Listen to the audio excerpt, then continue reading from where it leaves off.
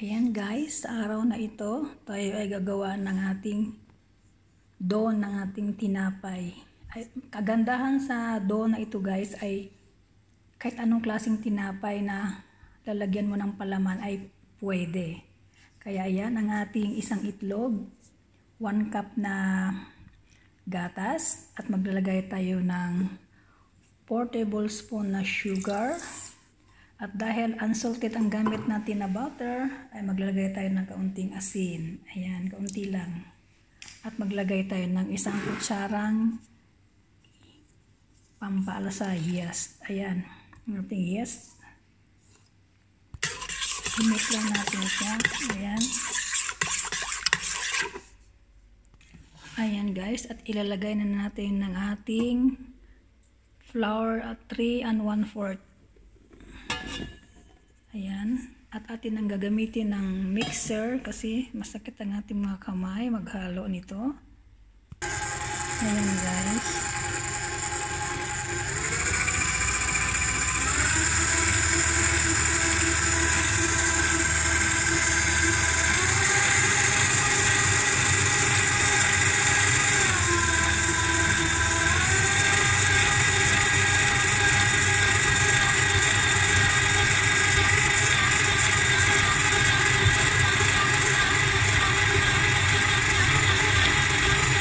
Antayin na natin ma-mix lahat.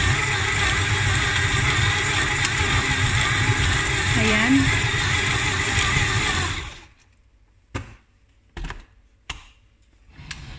Ayan, okay na guys. Ngayon, maglalagay na tayo ng butter. Ayan guys, ang ating butter, mga 3 spoon na butter or mga 40 grams or 30 grams o 40 grams na butter ang nilagay ko. Ayan. Mix na natin siya.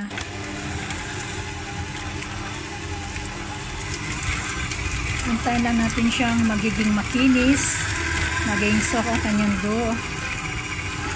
Ayan. Pwede na naman po mano-mano. Pero mahirap pag mano-mano kasi pagod na tayo sa paglilinis, pagluluto. Ayan, kaya ginawa ko to sa dough mixer.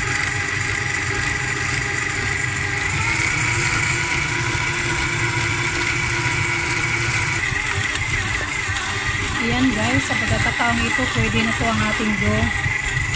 Makinis na yan. Check natin. Ayan guys, pwede na ang ating dough guys. Ayan. Ayan, pwede na siya. Pwede na siya guys. Atin na siyang paalasahin ng 1 oras. Depende sa init ng inyong lugar, ng inyong kusina. Basta pag nag-double size na siya, ayan, pwede na kahit anong gawin ninyong uri ng tinapay. Basta lagyan nyo ng palaman. Ang gagawin ko ngayon ay Nutella. Kasi yun ang request ng mga alaga ko. Nutella ang ilalagay. Kayo guys, kung ano ilagay nyo, pwede hotdog, cheese, pwede. Basta ganitong dough ang ang gagawin nyo. Lahat ng klaseng tinapay na lalagyan ng palaman, pwede.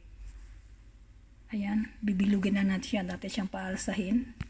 Ayan na guys, at na siyang paalsahin. Pinunasan ko lang na ng mantika itong pinaglalagyan at nilagyan ko lang ng mantika yung ibabaw niya para hindi mag-dry. Ayan, paalsahin natin siya. Basta pag nag-double size na siya, pwede na yan. Depende, ang karamihan sa pagpapaalsa ko ay 1 oras mahigit. Ganyan. Ayan, lagyan natin siya dito sa lugar na hindi pwedeng hanginan. Ayan, idalay ko dito sa loob ng microwave. Ayan guys. Antay tayo ng 1 oras at mahigit. Ayan.